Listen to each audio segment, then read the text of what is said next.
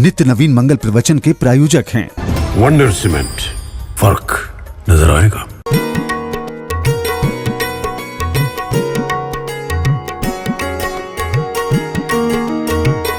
नमोस्तु पौर्वाणिक स्वाध्याय वेलायां पूर्वाचारण क्रमेण सकल कर्म क्षयार्थम भाव पूजा वंदना स्तव समितम श्रीमत् श्रुतभक्ति कायुष्यर्गम करोमि।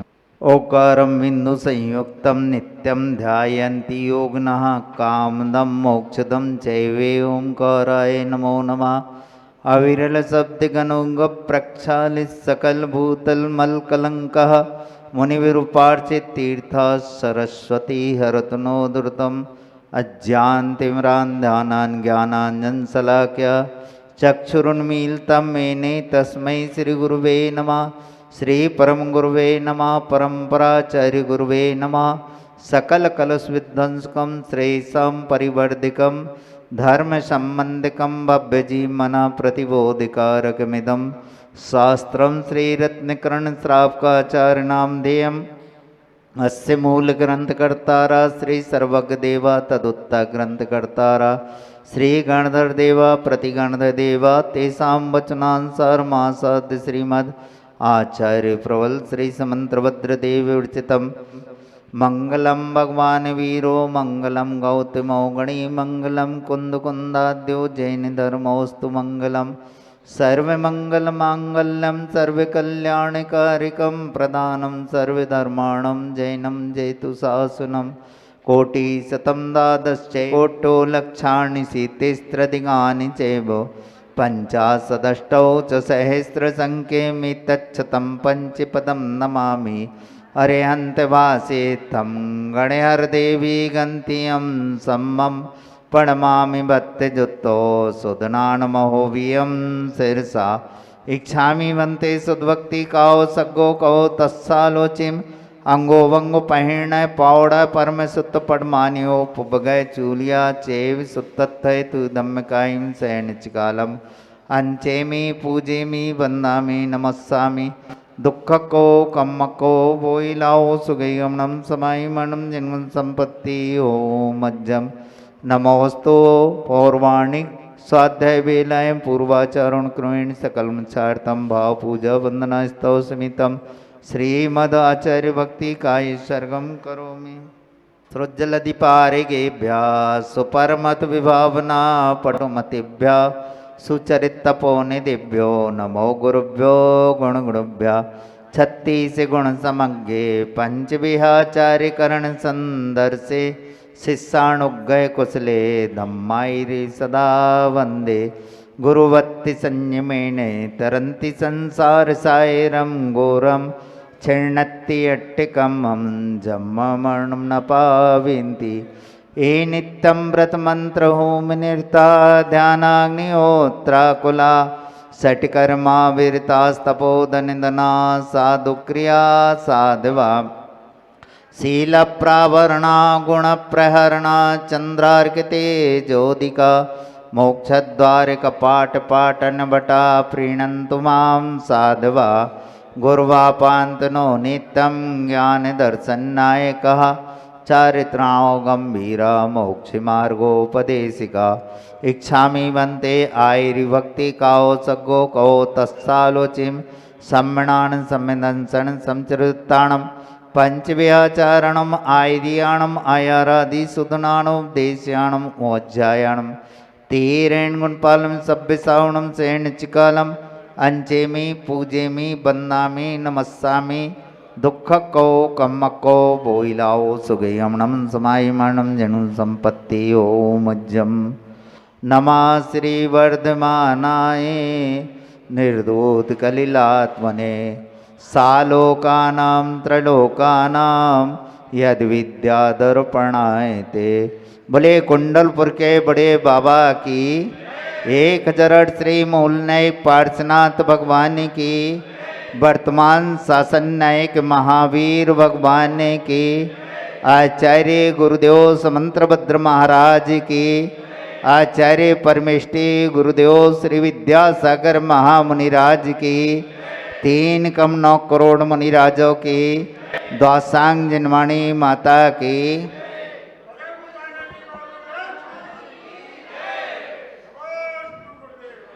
रत्नकरण श्रावकाचार्य के माध्यम से आचार्य समंतभद्र महाराज ने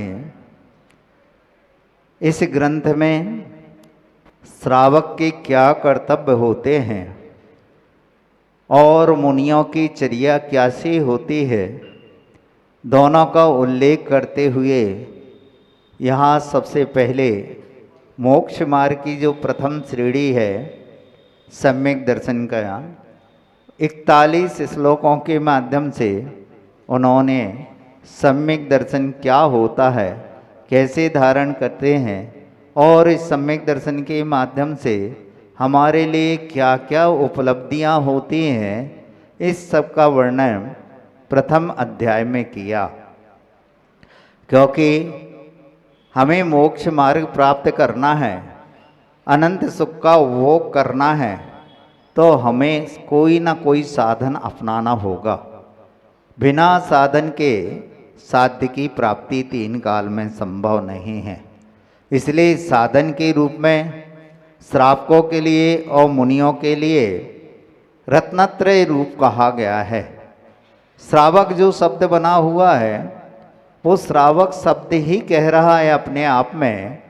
श्रा माने श्रद्धावान हो, बा माने विवेकवान हो और का माने क्रियावान या कर्तव्यवान होता है, वही सच्चा श्रावक कहलाता है। हर व्यक्ति को श्रावक पद से विभूषित नहीं किया जा सकता है। जिसके अंदर ये 3 लक्षण होते हैं वो ही सच्चा श्रावक होता है। श्रद्धावान माने सम्यक दर्शन, विवेकवान माने सम्यक ज्ञान और कर्तव्य या क्रियावान माने सम्यक चारित्र। ये त्रिवेणी को जो धारण करता है वही मोक्ष मार्ग का पथिक होता है और इस मोक्ष मार्ग पर चलकर वही सच्चे सुख की अनुभूति प्राप्त कर सकता है। एक तरफ तो श्रावक को रखा गया है, दूसरी तरफ मुनिचर्या को रखा गया है। मुनि के लिए भी रत्नत्रय को धारण करने के लिए कहा गया है। उनके लिए भी सम्यक दर्शन, सम्यक ज्ञान और सम्यक चारित्र, ये तीनों को धारण करना पड़ता है। और जब तीनों एक में एक हो जाते हैं तब मोक्ष मार्ग बन सकता है। आचार्य उमा स्वामी ने तत्वार सूत्र में प्रारंभ करते हुए एक सूत्र दिया है, सम्यक दर्शन ज्ञान चारित्राणि मोक्ष मार्गः।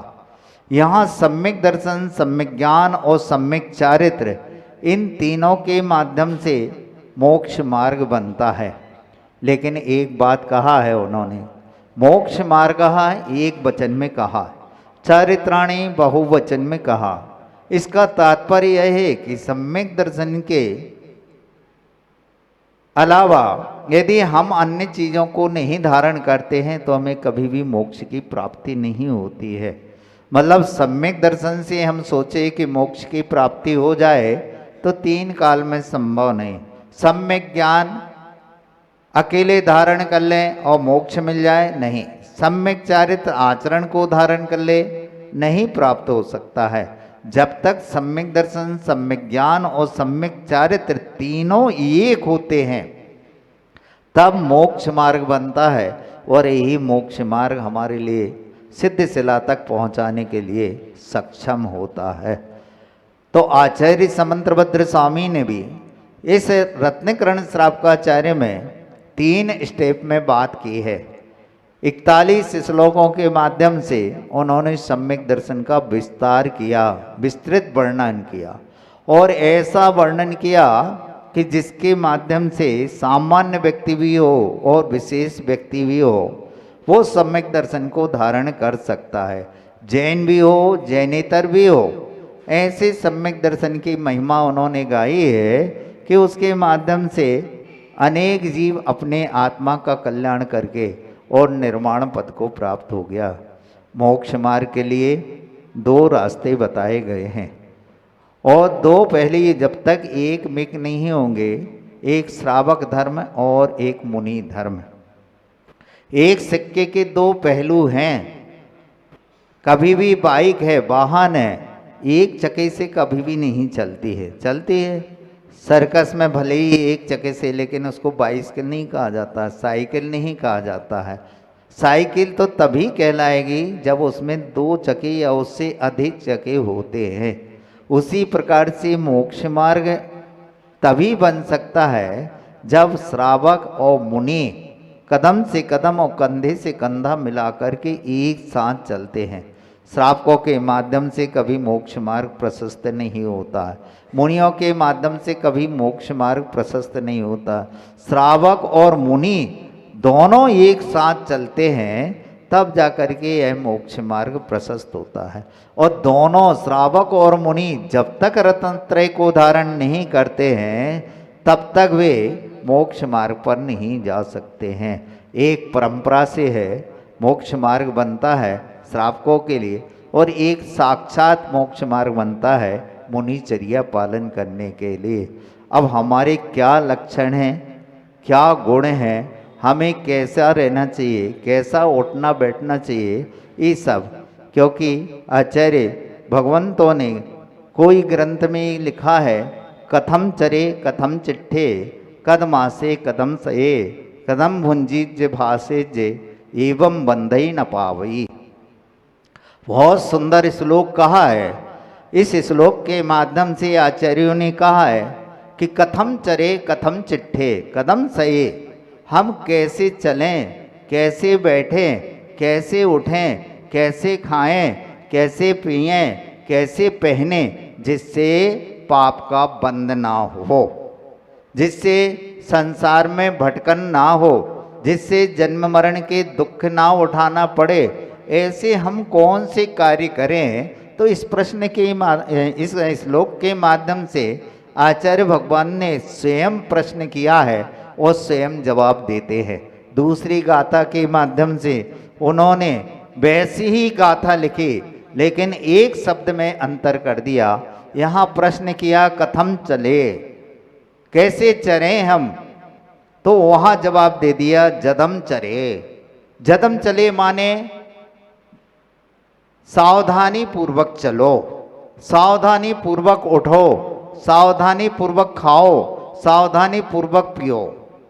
मतलब सावधानी मतलब सम्यक पूर्वक अच्छी तरह से देखभाल करके कोई भी हम क्रिया करते हैं। जदम चरे जदम चिट्ठे जदमासे जदम सये जदम बुंजी से भासे जे एवं बंधई न पावई। कोई अंतर नहीं किया दोनों श्लोकों में, एक में प्रश्न कर दिया और दूसरे में उसका समाधान कर दिया।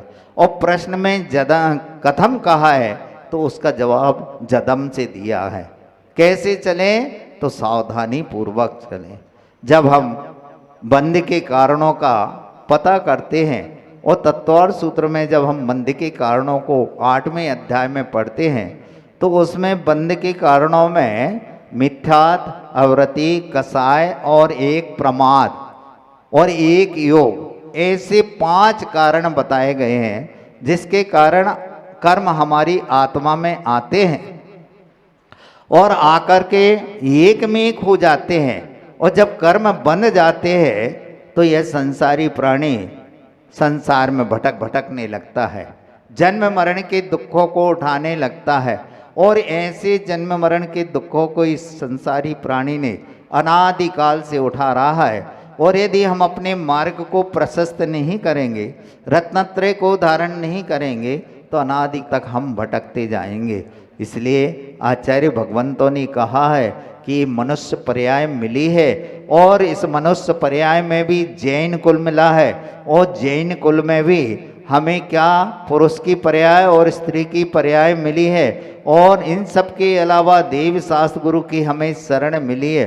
सब कुछ हमें फैसिलिटी मिल गई हैं, सब कुछ हमें उपलब्धियां मिल गई हैं। इन सब कुछ उपलब्धियों के बाद में भी यदि हम अपनी आत्मा का कल्याण नहीं कर पाए तो फिर 84 लाख योनियों में हमें भटकना पड़ेगा। कितनी योनियां होती हैं? 84 लाख योनियां होती हैं। और इस जीव ने एक एक योनियों को अनंत अनंत बार धारण किया है और धारण करके मरण को प्राप्त हुआ है। बंधुओं, श्रावक बने या मुनि बने, लेकिन श्रावक और मुनि बनने के बाद में प्रमाद को छोड़ करके जो सबसे बड़ा शत्रु और बैरी कहा गया है, आज यदि हम देखे जाएं तो बड़े बड़े विशाल मंदिरों का हमने निर्माण करवा दिया, विशाल वेदियां बनवा दी और विशाल समोसरण तीर्थंकर भगवानों के माध्यम से मूर्ति विराजमान करके हमने स्थापित कर दी है। लेकिन मंदिरों में यदि पुजारियों की कमी रहे तो मंदिरों की कोई कीमत नहीं होती है। जैसे मोक्ष मार्ग श्रावक और मुनि धर्म के माध्यम से प्रशस्त होता है, उसी प्रकार से जो मंदिर में मूर्तियां बैठी हुई है जिन्हें हम भगवान की श्रेणी में रखा गया है, ऐसी मूर्तियां तभी कार्यकारी होती है जब उनके सामने भक्त आकर के अपनी भक्ति दिशा दिखाए, पूजन अर्चना करे। भगवान को बिठाल दिया और भक्त ना रहें, और भक्त रहें और भगवान ना रहें, ये भक्त और भगवान एक दूसरे के पूरक बन कर के ही चलें, तब जाकर के हमें मुक्ति की प्राप्ति हो सकती है। आज हम दुनिया भर के काम करने के लिए तो हमारे पास में समय है, संसार के भोग विलासों के लिए हमारे लिए समय है, लेकिन जिसके माध्यम से हमें शाश्वत सुख की प्राप्ति होने वाली है, उन साधनों को हम कभी अपनाने का प्रयास नहीं करते हैं। और उसका प्रतिफल ये मिल रहा है कि हम लाख कोशिश करते हैं, प्रयत्न करते हैं, खून पसीना बहा रहे हैं, फिर भी हमें सुख और शांति की अनुभूति नहीं हो रही है। क्यों नहीं हो रही सुख और शांति की अनुभूति? क्योंकि जिसकी बदौलत हम खा रहे, पी रहे, उठ रहे, बैठ रहे, सो रहे हैं, उसको हम भूल गए। हालांकि हमारे भगवान मुक्ति प्रदाता हैं, मुक्ति को प्रदान करने वाले हैं और मुक्ति पर विराजमान हो गए हैं। अब वो संसार में लौट करके आने वाले नहीं हैं। फिर हम भगवान की शरण में आकर के क्यों हम सुख और शांति की अनुभूति, जब उन्हें कुछ करना ही नहीं है तो फिर इनकी पूजन अर्चना करने से, इनकी माला पहनने से, स्वाध्याय पठन पाठन करने से हमें क्या लाभ मिलने वाला है? तो आचार्य भगवंतों ने कहा, भले ही ये पाषाण की और धातु की मूर्ति हैं और पंचकल्याणकों के माध्यम से भले ही हमने इसमें प्राण फूके हैं, लेकिन प्राण फूकते हुए भी ये साक्षात तीर्थंकर स्वरूप हैं। ये मंदिर समोसरण का रूप माना जाता है, जो वेदी होती है वो गंधकुटी का रूप माना जाता है, और जो कमलासन पर भगवान छत्र चमर भामंडल अष्ट प्रातिहार सहित विराजमान हैं, ये भगवान समोसरण में दिव्य ध्वनि का रूप माना जाता है। ऐसे भगवान के समोसरण में आकर के, और यदि हम अपनी आत्मा भक्ति पूजन के माध्यम से, स्वाध्याय माला के माध्यम से कर्मों का क्षय करके वो पुण्य का संचय नहीं करते हैं, तो हम कभी भी सुखी और शांति की अनुभूति नहीं कर सकते हैं। सुख और शांति मिलेगा तो इन्हीं के चरणों में मिलेगा। आचार्य सार में आचार्य परमेष्ठी ने एक बात कही है, भगवान का समोसरण लगा हुआ है और असंख्यात देवी देवता भगवान की दिव्य देशना को सुन रहे हैं। त्रियंची भी बैठे हैं, बड़े बड़े रिद्धिधारी मुनि महाराज गणधर परमेष्ठी भी बैठे हैं, असंख्यात देवी देवता बैठे हैं, चतुर्निकाय के देव बैठे हुए हैं, सब भगवान की दिव्य देशना सुन रहे हैं। दिव्य देशना सुनते सुनते और अचानक सौधर्मेंद्र उठता है, और सौधर्मेंद्र उठ करके चला जाता है। कहाँ जाता है? कहते हैं वह नहा धो करके शुद्ध वस्त्र पहन करके, दिव्येण गंधेण दिव्येण फुप्पेण दिव्येण चुन्नेण दिव्येण दिव्येण दिव्येण वासेण, दिव्य गंध लेकर के, दिव्य अक्षत लेकर के, दिव्य पुष्प लेकर के और शुद्धि के वस्त्र पहन करके, नहा धो करके वह अकृत्रिम जिनचित्यालयों में जाकर के भगवान का अभिषेक और पूजन करता है। सुन रहे हो महान भाव?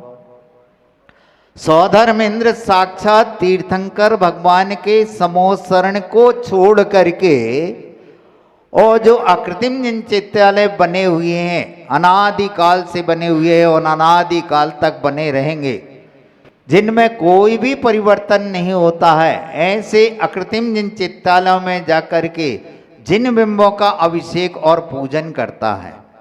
प्रश्न पूछा गया कि जब साक्षात तीर्थंकर भगवान समोसरण में बैठे हुए और उनकी दिव्यतनी खिल रही है, उनके दर्शन और भक्ति हो रही है, तो तुम इन भगवान को छोड़ करके और तुम आकृतिम जिन चित्तालयों में जाकर के पाषाण और धातुओं की मूर्ति का अभिषेक और पूजन करने जा रहे हो। कहावत चलती है कि जिंदा में तो खिलाया पिलाया है नहीं, और मरने के बाद में हम पुरखों को भोजन कराते हैं, पानी देते हैं, 56 प्रकार का भोजन करा करके उनको संतुष्ट करते हैं। घर आए नाग न पूजे बामी पूजन जाए, ये बुंदेलखंड में कहावत चलती है। जब यहाँ साक्षात समोसरण भगवान का लगा हुआ है, तो इस समोसरण को छोड़ करके और हम असंख्यात योजनाओं में बने हुए अकृत्रिम चित्तालयों के दर्शन करने के लिए जाते हैं। क्यों? प्रश्न किया और उत्तर मिला कि तीर्थंकर भगवान जब तक इनकी आयु है, जब तक तो ये आपको धर्म उपदेश देंगे, आपका मार्ग प्रशस्त करेंगे, और जैसे ही तीर्थंकर भगवान मुक्ति को प्राप्त हो गए, फिर आपका मार्ग प्रशस्त करने वाले कौन है बताओ। और तीर्थंकर भगवान साक्षात तो कुछ समय उनका निश्चित है, सुबह है, दोपहर है, शाम को है और रात्रि में है। ये 4 तो उनके लिए दर्शन भक्ति पूजन और दिव्य देशना के लिए है। लेकिन 24 घंटे ये मंदिर खुले रहते हैं, और इन मंदिरों में आकर के हम भगवान की भक्ति पूजा अर्चना करके पुण्य का संचय। वहाँ तो भगवान की आयु निश्चित है, थोड़े समय की है, उसके बाद में फिर तीर्थंकर भगवान का समागम हमें नहीं मिलने वाला है। और एक तीर्थंकर और दूसरे तीर्थंकर के बीच में कितना असंख्यात वर्षों का अंतर है। अब इतने असंख्यात वर्षों तक हम किसकी आराधना, किसकी पूजन भक्ति करें जिससे हम कर्मों का निर्जरा कर सकते हैं? तो उसके लिए आचार्यों ने कहा है, उनकी प्रतिबिंब के रूप में जो मूर्तियां विराजमान की गई हैं, प्राण प्रतिष्ठा पंचकल्याणक के माध्यम से उनकी भक्ति पूजन अर्चना करके। तो सौधर्मेंद्र कहता है, ये भगवान तो थोड़े समय के लिए है, बाकी समय के लिए तो हमारा मार्ग प्रशस्त करने वाले ये अकृत्रिम जिन चित्तालय और जिन बिंब है, इसलिए हमें इनकी पूजा, मतलब कितना महत्व बता दिया है। साक्षात तीर्थंकर के माध्यम से जो पुण्य का अर्जन नहीं हो रहा है, वो पाषाण और धातुओं की मूर्ति की भक्ति पूजन करने से हो रहा है। और सबसे बड़ा तो ये कारण दे दिया है कि तीर्थंकर भगवान साक्षात में उनका अभिषेक नहीं किया जाता है। किया जाता है उनका, क्योंकि जब मुनि महाराजों का स्नान व्रत होता है, स्नान नहीं करते हैं, तो फिर साक्षात तीर्थंकर भगवान कैसे स्नान कर सकते हैं? अब हमें पुण्य का संचय करना है, स्नान कराना है, तो हम उनकी मूर्ति बनाकर ही स्नान करा सकते हैं। सुना है साक्षात तीर्थंकर भगवान का कभी स्नान कराते हैं? मुनियों का नहीं होता है तो तीर्थंकर भगवान का। और पूजन के अंग में प्रथम अंग बताया गया है अभिषेक, दूसरा आवाहनम, तीसरा स्थापनम, चौथा सन्निधिकरण और पांचवा पूजन और छठवां विसर्जन। ये 6 अंग पूजन के बताए हैं। अब आपने अभिषेक किया नहीं तो आपकी पूजन कैसे रही बताओ? विकलांग हो गई ना, अब वो फलदायी नहीं हो सकती जब तक हमारे पूजन के 6 अंग नहीं होंगे, तब तक हमारी पूजन कार्यकारी नहीं हो सकती है। आज वर्तमान समय में एक बहुत गलत परंपरा चल रही है, और वो गलत परंपरा ये चल रही है कि आजकल हम लोग नहा धो करके आते हैं, शुद्धि का वस्त्र पहन करके आते हैं, भगवान के ऊपर कलशिया ढारी और बस अपने बढ़ती ले ली, ना भगवान को अर्घ चढ़ाया, ना नमस्कार किया, ना गंधोदक लगाया, तो हमारी भक्ति पूजन कैसे? जब तक 6 अंगों से तुम्हारे भक्ति नहीं होगी, तब तक आपकी कार्यकारी नहीं हो सकती है। आपके यहाँ कोई मेहमान आता है और मेहमान को अच्छा नहलाया धुलाया, अच्छे बाथरूम में लाखों रुपया लगा करके बाथरूम बनवाया, उसमें उसको भिजा दिया, सोने चांदी की बाल्टी रख दी, अच्छा गर्मी के समय ठंडा पानी और ठंड के समय गर्म पानी दे दिया, लोटा भी अच्छा, कंपनी का दे दिया, साबुन मोती साबुन और जो भी अच्छी सी अच्छी क्वालिटी के दे दी, और पहुंचने के लिए नैपकिन दे दी, अच्छी मुलायम नैपकिन दे दी, सब कुछ कर दिया। और नहाने धोने के बाद में अच्छा बैठने के लिए सोफ़ा सेट दे दिया, जिसमें लाखों रुपया खर्च कर दिए। और सोफ़ा सेट पर बैठा करके उनसे कह दिया, साहब आप बैठिए, हम दुकानदारी करने के लिए जा रहे हैं, हम नौकरी चाकरी करने के लिए जा रहे हैं। बेचारा बैठा रहा। शाम को आप आए और पूछा, क्यों साहब बढ़िया है, सब स्वस्थ है, प्रसन्न तो हो? अरे काहे के प्रसन्न हैं? अरे क्या हो गया, क्या गलती हो गई? हमने आपको नहलाने धुलाने की सब व्यवस्था कर दी, उसके बाद में भी आप कह रहे काहे के प्रसन्न है, काहे के सुखी है? और क्या कर सकते थे? अरे सब कुछ करते ना करते, लेकिन भोजन और नाश्ता तो करवा देते। अब आपने सब कुछ व्यवस्था कर दी और भोजन पाने की पूछी नहीं, खिलाया पिलाया नहीं, तो कैसे प्रसन्न हो सकते हैं? अरे नहलाने धुलाने के बाद में भोजन पानी की भी व्यवस्था तो होना चाहिए कि नहीं होना चाहिए? बताओ। आप स्वयं देखते होंगे कि जब तक नहाते नहीं हैं तब तक भूख नहीं लगती, और जब तक मंदिर नहीं जाते हैं तब तक भूख नहीं। और जैसे ही नहा धो के शुद्धि के वस्त्र पहन करके और अभिषेक पूजन करने के बाद दरवाजे के बाहर निकलते हैं तो थाली दिखने लगती है, पेट में चूहे कूदने लगते हैं, स्पीड में घर जाते हैं, फटाफट जो मिलता है उसको खा करके अपनी भूख मिटाते हैं। बोलो नाद। अब आपने भगवान को नहला धुला दिया और बेचारों को भूखे रख दिया, तो भगवान तुम्हारे ऊपर प्रसन्न होंगे? सोचो। आज ये गलत परंपरा चल रही है नहलाने धुलाने की, और उसके बाद में वेदी पर भी भगवान नहीं बैठ पाते हैं और उसके पीछे ही हम मंदिर के बाहर हो जाते। ऐसा लगने लगा है जैसे हम जेल से छूट करके जा रहे हैं, दबाव डाला जा रहा है हमारे ऊपर, मंदिर जाओ, अभिषेक करो, पूजन करो, एक भार जैसा हो रहा है। ये भार नहीं होना चाहिए। प्रसन्न चित्त होकर के भगवान का अभिषेक पूजन हमें करना चाहिए।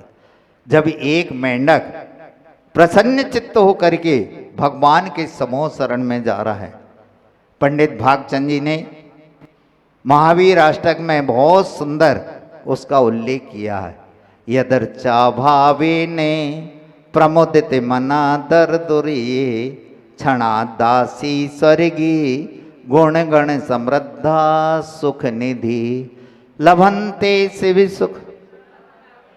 क्या कहा? यदर्चा भावी ने प्रमुदित मना दर दुरिये। एक मेंढक त्रियंच गति में पैदा होने वाला, जिसको कभी गुरुओं का सानिध्य नहीं मिला, जिसको कभी धर्मोपदेश नहीं मिला, किसी पाठशाला में पढ़ने के लिए नहीं गया, और वह मेंढक भगवान के समूह शरण की खबर को सुन करके उतावला हो रहा है और अपने आप को कोस रहा है कि हे भगवान, ऐसा अवसर कब आए जब मैं आपके साक्षात दर्शन करूं, भक्ति पूजन करूं। और कहते हैं भावना भव नाशनी, उसकी भावना तीव्र थी। उसी समय वाहन का रूप धारण करके बाल्टी नीचे आती है। उसके लिए तो बहाना ही है वो बाल्टी। आपके लिए भले ही एरोप्लेन हो, हवाई जहाज हो, बस हो और बाइक और फोर व्हीलर हो, लेकिन उसके लिए तो वाहन वो ही है, कुएं से बाहर निकलने के लिए। और जैसी ही बाल्टी नीचे आती है, बिना समय बर्बाद किए वो उछल करके बाल्टी में पहुंच जाता है। कहानी तो बहुत लंबी चौड़ी है, लेकिन बहुत शार्ट में बता रहा हूं कि वह अपने समय को बर्बाद नहीं करता। क्योंकि कल हम छेडाला पढ़ा रहे थे, उस समय दौलत राम जी ने अंतिम शब्द में कहा, अंतिम उपदेश दिया, ये राग याग दहे सदा ताते समाव्रत से ही। ये तो ठीक है, जब लो न रोग जरा गहे तब लो झटति निज हित करो। क्या कह दिया उनने? हे भव्य प्राणियों। और दौलत राम जी कहते हैं, हम तुमसे नहीं कह रहे, हम अपने आप को समझो रहे हैं। हे दौलत राम, जब तक तेरे को रोग नहीं हो रहा है, जब तक तेरा बुढ़ापा नहीं आ रहा है, झटति से निज पद अपनी आत्मा में लीन हो जा। संसार के जितने भी विषय कसाए हैं, जितने भी कार्यक्रम हैं, इन सभी कार्यक्रमों को छोड़ करके, क्योंकि सच्चा सुख तो आत्मा के अंदर ही मिलेगा। बाह्य पदार्थों में जो सुख मिल रहा है, यह सुख तो क्षण भंगुर है। जैसे बिजली तड़कती है, बरसात में कल परसों तड़क रही थी, कितनी जबरदस्त बिजली तड़की, कितने समय के लिए, एक क्षण के लिए बिजली तड़की और समाप्त हो गई। बरसात में इंद्रधनुष बनता है, बहुत सुंदर बनता है और देखते देखते विलीन हो जाता है। अंजलि में हम जल भरते हैं, मुनि महाराज अंजलि में जल लेते हैं, आप तो गिलास में लेते हैं, हम लोग अंजलि में लेते हैं, और कब रिस जाता है पता नहीं चलता, अंजलि खाली हो जाती है। उसी प्रकार से इस संसार के जितने भी भोग विलास की सामग्री आपको मिली है, ये भी क्षण भंगुर है, कुछ समय के लिए सुख प्रदान करने वाली है, उसके बाद में निश्चित रूप से दुख की प्राप्ति होने वाली है। आचार्य उमा स्वामी जी ने तत्वार सूत्र में जब इन कर्मों की आयु बताई, क्यों दीदी जी कितनी बताई इन कर्मों की, कहते हैं ये सुख और दुख जो है ये वेदनी कर्म के भेद हैं, और ये वेदनी कर्म के भेदों में जब उनकी उम्र बताई, स्थिति बताई, तो कहते हैं असाता वेदनी की आयु तो कितनी बताई, 30 कोड़ा कोड़ी सागर, और साता वेदनी की 15। अब बताओ कहाँ 30 और कहाँ 15, बिल्कुल आधा हो गया। इसका मतलब दुख दूना है और सुख कम है, आधा है। अब ये संसार के जितने भी भोग हैं, ये भोग आपको दूना दुख देने वाले हैं। सुख तो बहुत क्षण भंगुर है, देखते देखते वैसे भी सुख के दिन कब निकल जाते हैं पता नहीं चलता है, और दुख के दिन एक एक मिनट बरसों बरसों जैसा लगता है। अब ऐसे विषय भोगों को हम अपना करके और सुख की अनुभूति करें तो ये हमारी बेवकूफ़ी है, मूर्खता है, मूर्खता है। ये सुख वास्तव में सुखाभास हैं, सच्चे सुख नहीं है। यदि सच्चे सुख को हमें प्राप्त करना है तो हमें पुरुषार्थ करना होगा, मेहनत करना होगा, परिश्रम करना होगा, और मेहनत और परिश्रम कहाँ जा करके करना होगा, भगवान की भक्ति पूजा अर्चना करने में हमें मेहनत करना होगा। संसार के व्यापार धंधे करने से नहीं, नौकरी चाकरी करने से नहीं सच्चे सुख की प्राप्ति, सच्चे सुख की प्राप्ति होने वाली है तो यहाँ भगवान के चरणों में बैठ करके उनका अभिषेक पूजन माला स्वाध्याय आदि करो, तभी जा करके आपको सच्चे सुख की प्राप्ति होने वाली है। और ऐसे सुख की प्राप्ति स्वर्ग के सुख को भी प्रदान करती है और सच्चे मोक्ष मार्ग को भी प्रदान करने वाली है। एक पंथ दो काज होते हैं। यदि पंचम काल में मोक्ष नहीं मिल रहा है तो आप स्वर्ग जाइए, वहाँ सुखों को भोगिए, और जब सुखों को भोग करके आप चतुर्थ काल में पैदा होंगे और मुनि बनेंगे, मुनि बन करके घोर तपस्या करेंगे तो वही सुख आपके लिए मोक्ष प्रदान कराने में सहायक होगा। अब आप घर बैठे सोचो कि हमें सुख की प्राप्ति हो जाए, हमारे दुख दूर हो जाए, तो 3 काल में संभव नहीं है। भगवान की अटकी नहीं है कि वो आपके घर जा कर के आपका कल्याण करे। इसलिए मंगलाष्टक में आचार्य ने स्पष्ट रूप से लिख दिया, पंचैते परमेष्टिना प्रतिदिनम कुर्वन्तु ते मंगलम। क्या कहा? जो प्रतिदिन पंच परमेष्टि की आराधना करता है, भक्ति करता है, पूजन करता है, कुर्वन्तु ते मंगलम, उनका कल्याण होगा, उनका मंगल होगा, उनका शुभ होगा, उनके कर्मों की निर्जरा होगी। जो भगवान की भक्ति पूजन करता है। अब आप भगवान की भक्ति पूजन करें नहीं और आप कहो हमारा कल्याण हो जाए, हमारे दुख तकलीफ दूर हो जाए, 3 काल में संभव नहीं है और भगवान की अटकी नहीं है। आपकी अटकी है तो 1760 बार आप नाक रगड़ो, रो, गिड़गिड़ाओ, पूजन भक्ति करो, तब जाकर के आपके कर्मों का क्षय होने वाला है।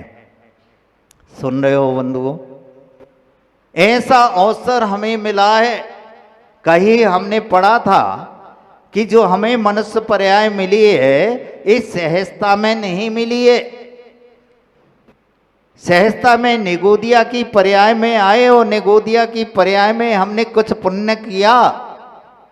निगोद से निकले 1 इंद्री में आए, 2 इंद्री में आए, 3 इंद्री में आए और 4 इंद्री में आकर के असंगी पंचेंद्री हुए और असंगी पंचेंद्री हो करके फिर हमें संगी पर्याय मिली है। दुर्लभ है निगोद से थावर अरुत रसगति पानी, नर काया को सुरपति तर से सो दुर्लभ पानी।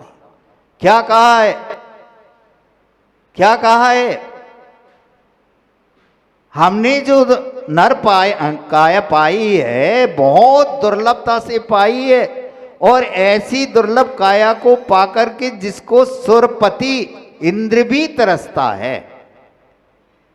अब इंद्र इस नर काया को तरस रहा है, हे भगवान मुझे कब वह मनुष्य पर्याय मिले और कब मैं मुनि बनूं और कर्मों का क्षय करके और अनंत सुख को भोगूं। पंच कल्याणक में जब तब कल्याणक के लिए भगवान जाते हैं और पालकी उठाई जाती है, जिस देव ने गर्भ कल्याणक से लेकर के और निर्माण कल्याणक तक की पूरी क्रियाएं की, पूरा समय दिया, पूरी मेहनत और परिश्रम किया, जो बन सकता था उसने अपने वैभव को लुटा दिया पंच कल्याणक में। और जब पालकी उठाने का समय आता है और उस समय पालकी उठाने के लिए देव आगे होते हैं तो भविष्यवाणी होती है, देवों के द्वारा वाणी होती है कि नहीं, पालकी नहीं उठा सकते हो। क्यों नहीं उठा सकते हो? पालकी उठाने का हक मुनियों को है, श्रावकों के लिए है। अरे ये क्या बात हो गई? गर्भ कल्याणक के 6 महीने पहले से हमने भगवान की पूरी व्यवस्था की, 15 महीने तक रत्न बरसाए, अयोध्या नगरी को सजाया संवारा, माता के लिए सेवा करने के लिए 56 कुमारियां भिजाई, 8 कुमारियां भिजाई, सब कुछ भिजाया। और जब मोक्ष गए, मोक्ष जाने के बाद में भी पूरी क्रियाक्रम हमने ही किया। और जब तब कल्याणक के समय पालकी उठाने का समय आया तो आपने कह दिया कि मनुष्य उठाएंगे।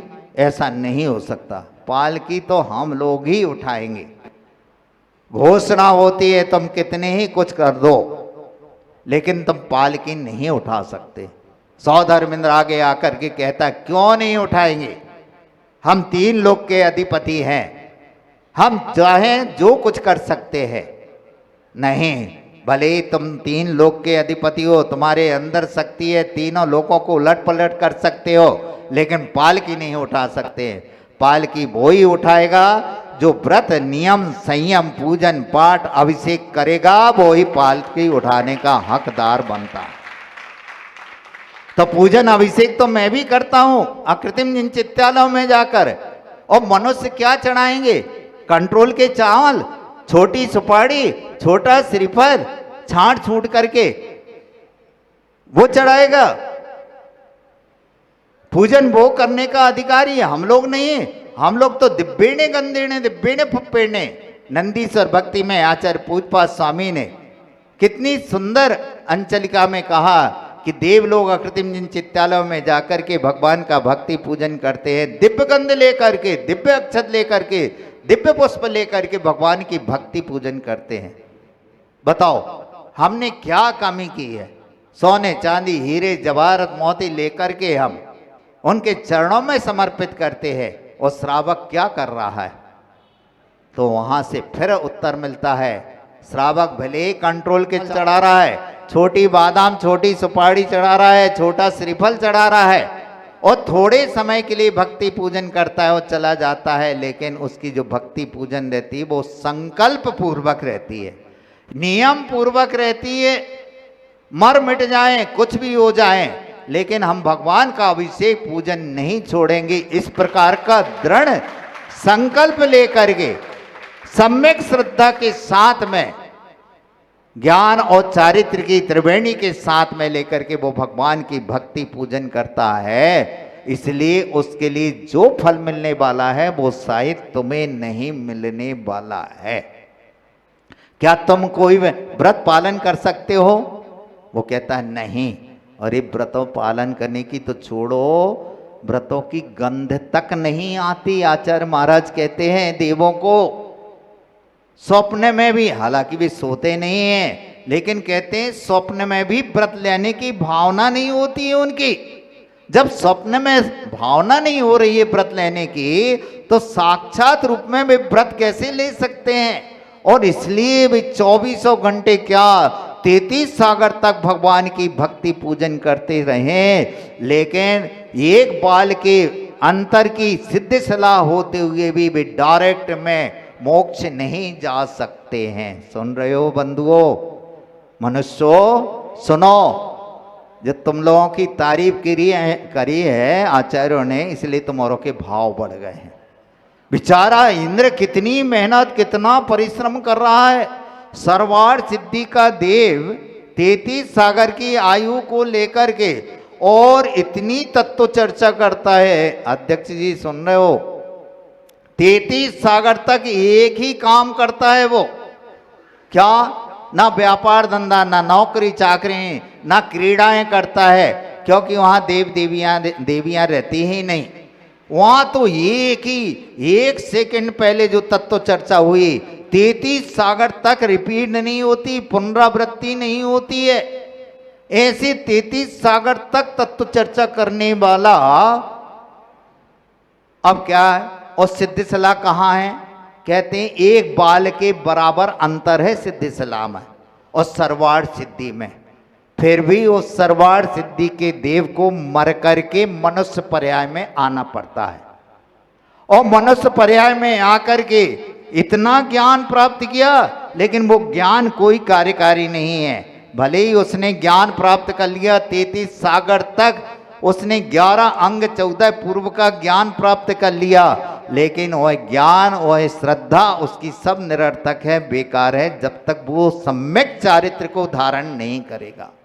वो सर्वार्थ सिद्धि का देव यहाँ आएगा, मनुष्य पर्याय धारण करेगा, पुरुष की पर्याय धारण करेगा, मुनि बनेगा, मुनि बन करके घोर तपस्या करेगा, तब जाकर के वो निर्माण पद को प्राप्त होगा। कहां से कहां एक बाल के बराबर अंतर था, और वहां डायरेक्ट में नहीं गया।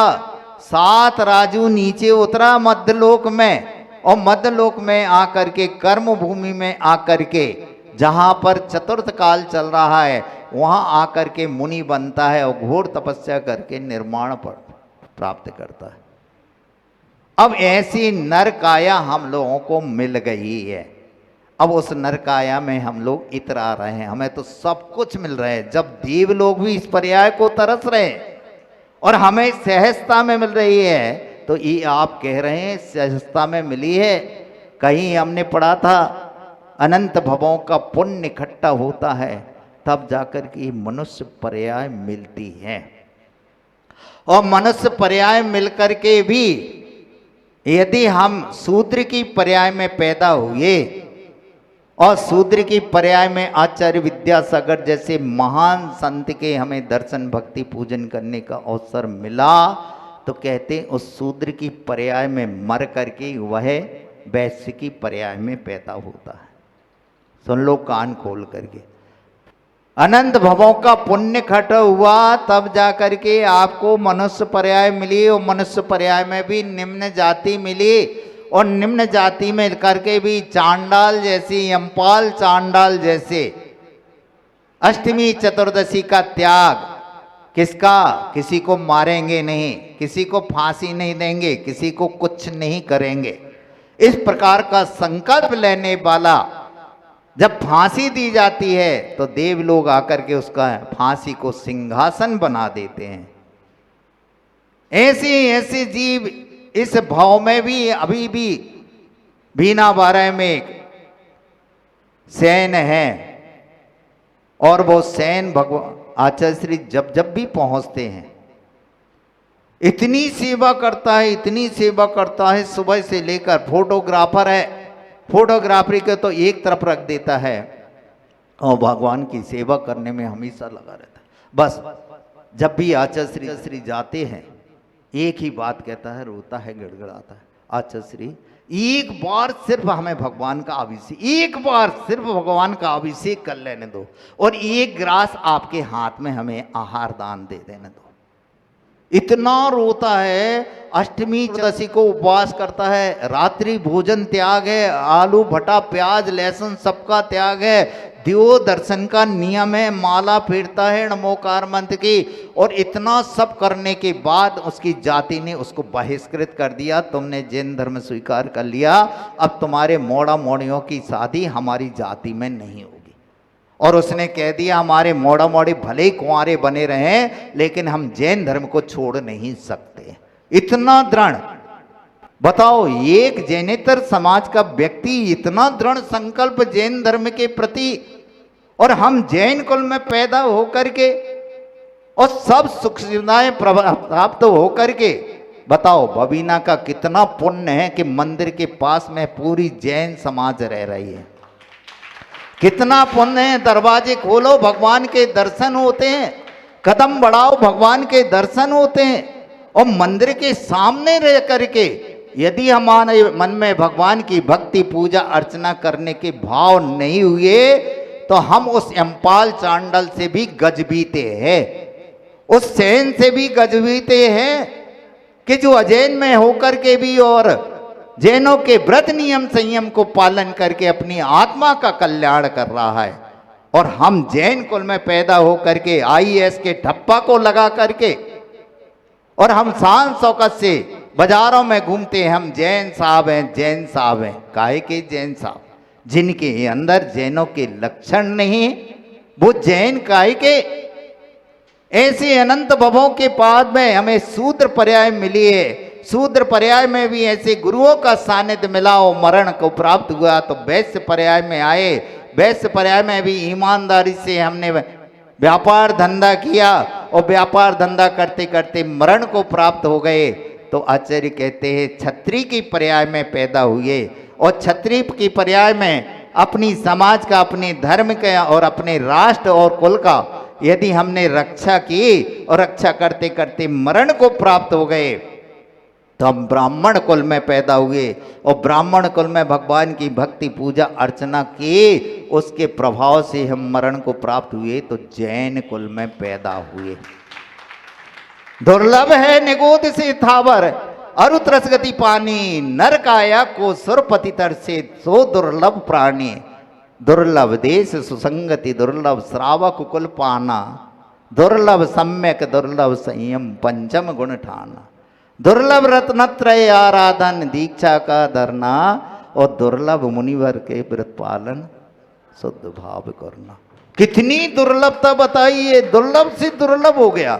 और ऐसे दुर्लभ मनुष्य पर्याय को प्राप्त करके, पुरुष की पर्याय प्राप्त करके जैन कुल में आकर के और हम भोग विलासों में अपना जीवन व्यतीत करते हैं, तो जहां से आए थे वहीं पर तुम्हें जाना पड़ेगा। निगोद से हमारी यात्रा शुरू हुई थी, तो यहाँ मनुष्य पर्याय हमने प्राप्त भले ही कर ली और भोग विलासों में हमने अपने समय को बर्बाद कर दिया, तो निश्चित रूप से मरण को प्राप्त होगे। तो वहीं एक निगोदिया की पर्याय में जाओगे, और ऐसी एक श्वास में 8-10 बार जन्म्यो मर्यो भर्यो दुख बार, एक श्वास में 18 बार जन्म लेना पड़ेगा, मरण प्राप्त करना पड़ेगा। बंधुओं, आपका पंचम काल महादुखदाई, चांदन पर महिमा दिखलाई।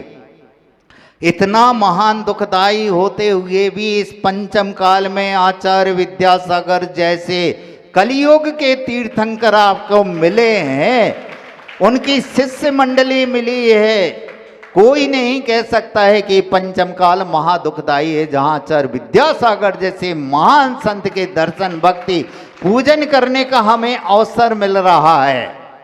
हमें तो ये लगता है कि मैं चतुर्थ काल में पैदा हुआ हूं। अब ऐसे महान सत्यों के दर्शन करने का अवसर हमें मिले और उनके प्रवचन सुनने का हमें अवसर मिले और हम अपने जीवन का कल्याण नहीं कर पाए, तो क्या मतलब है ऐसे पंचम काल में भी गुरुओं का सानिध्य प्राप्त होते हुए भी? कितनी मेहनत, कितना परिश्रम। बताइए, 70, 77, 72 वर्ष की आयु में छयों रसों का त्याग करने वाले, पैदल चलने वाले, 2 महीने में किसलौंच करने वाले, घी ले रहे हैं, ना नमक ले रहे हैं, ना मीठा ले रहे हैं, ना फल फ्रूट ले रहे हैं, ना ड्राई फ्रूट ले रहे हैं, कुछ भी नहीं ले रहे हैं, और बड़े बड़े रोग उनके ऊपर आक्रमण कर रहे हैं। उन रोगों से मुकाबला करते हुए और धर्म की प्रभावना करने के लिए कितना लंबा पैदल विहार कर रहे हैं, हजार हजार किलोमीटर तक तबीयत खराब होते हुए भी पैदल विहार कर रहे हैं, सिर्फ आपके कल्याण के लिए।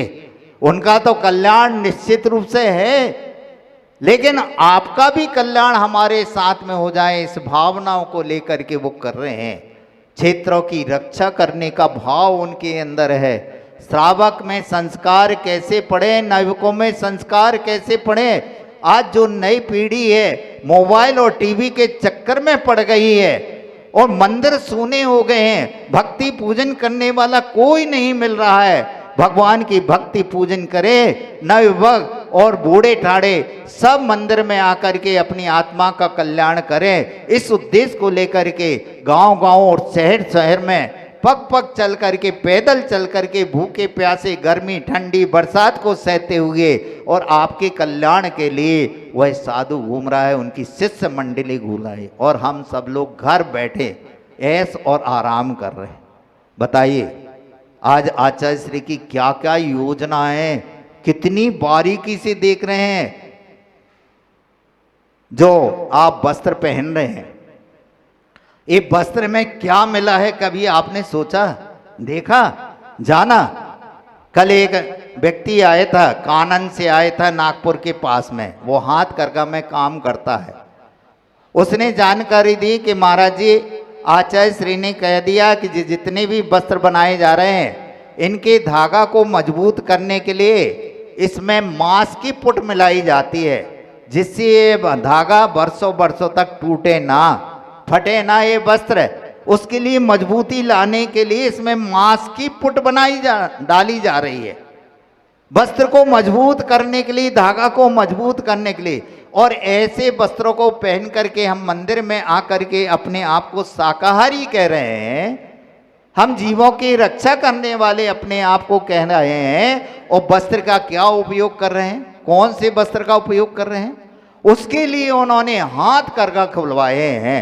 हाथ से आप धागा बनाइए, और धागा बना करके उनका वस्त्र, और वस्त्र बना करके उनका पहनिए, तो गर्मी में ठंडी की अनुभूति होगी और ठंड में गर्मी की अनुभूति होगी। जो टेरिका, टेरिलॉन वगैरह और जो कोसा आदि के जो वस्त्र बनाए जाते हैं, ये सब शरीर को नुकसान प्रदान करने वाले हैं, अनेक प्रकार के रोग पैदा करने वाले हैं, क्योंकि इन वस्त्रों के माध्यम से हमें प्रकाश नहीं मिल पाता, इन वस्त्रों के माध्यम से हमारे शरीर के लिए शुद्ध हवा नहीं मिल पाती है। लेकिन हाथ करगा एक ऐसा वस्त्र है जिसके लिए शरीर के लिए शुद्ध हवा भी मिलती है, शुद्ध प्रकाश भी मिलता है, और हमारा जो शरीर होता है वह प्रसन्न भी होता है ऐसे वस्त्रों को। और देखिए, बताइए, जो व्यक्ति स्वयं वस्त्र नहीं पहन रहा है, जो व्यक्ति स्वयं वस्त्र नहीं पहन रहा है, और भाई आपके वस्त्रों की चिंता कर रहा है, कितनी बड़ी बात हो गई है।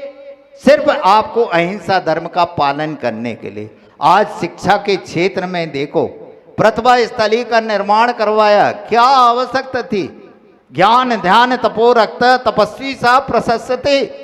अभी इसी रत्नकरण श्रावकाचार्य में हम पढ़ करके आए हैं कि मुनियों को तो सिर्फ ज्ञान ध्यान तप में लवलीन रहना चाहिए, इतना सब कुछ होने के बाद में भी आचार्य विद्यासागर जैसा महान संत अपनी परवाह ना करता हुआ बच्चियों में और बच्चों में संस्कार मिले, जगह जगह जाकर के प्रतिभा स्थली का निर्माण करवा रहे हैं। इतिहास में ऐसा कोई भी संत नहीं हुआ जिसने सार्वभौम समाज के कल्याण के लिए कार्य किया हो। किया है गायों की रक्षा, संस्कारों के लिए, कपड़ों के लिए और अन्य प्रकार के अपने 60 आवश्यकों का 28 मूल गुणों का निर्दोष पालन करते करते और समाज के कल्याण की भावना रखने वाला ऐसा संत न भूतो न भविष्य में होने वाला है। ऐसे संत दर्शन करके हम अपने आप को सौभाग्यशाली समझें और उन्होंने जो योजनाएं चालू की हैं उन योजनाओं का हम अमल करें।